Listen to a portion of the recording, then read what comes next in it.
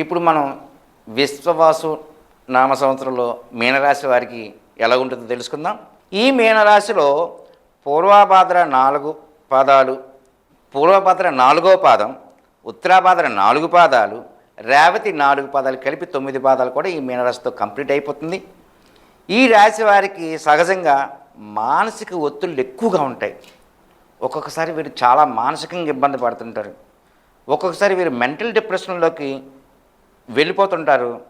అలాంటి సమయంలో వీరు ఇల్లు వదిలేసి వెళ్ళిపోయే అవకాశం కూడా ఎక్కువ ఉంటుంది. కాబట్టి ఈ రాశి వారికి ఇంట్లో వాళ్ళు ఎప్పుడు కూడా ఎక్కువ మానసిక ఒత్తిడులు మాత్రం పెట్టవద్దు. ఇది సహజంగా వీరి లక్షణం.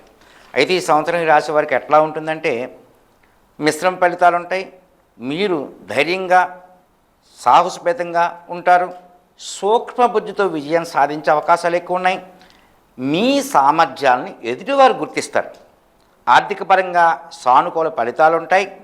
డబ్బు విషయంలో మంచి ఫలితాలు కూడా ఉంటాయి. ఆర్థికంగా మీకు స్థిరత్వం ఈ సంవత్సరం ఎక్కువగా ఉంటుంది. కెరీర్ పరంగా అయితే మిశ్రమ ఫలితాలు ఉంటాయి. ఉద్యోగస్తులకి ఇది అనుకూలమైన సమయం. కుటుంబ సభ్యులతో సంతోషంగా గడుపుతారు, ఉంటారు కూడా. నూతన శుభకార్యాలకు శ్రీకారం చుడతారు. సెప్టెంబర్ 2025 నుంచి మానసిక ఎక్కువ ఒత్తిడి మాత్రం ఎక్కువగా ఉంటుంది. అందుచేతన ఆరోగ్యం పట్ల జాగ్రత్తగా వహించాలి. ఎందుచేతనంటే మానసిక ఒత్తిడి ఆరోగ్యం బాగలేకపోవడం వల్ల వస్తుంది. కాబట్టి మీరు ఆరోగ్య విషయంలో మాత్రం జాగ్రత్తలు పాటించాలి. సెప్టెంబర్ 2025 నుంచి విద్యార్థులకు అనుకూల సమయం, వ్యాపారస్తులకి ఇది అనుకూల సమయం. అది కూడా సెప్టెంబర్ 2025 నుండి.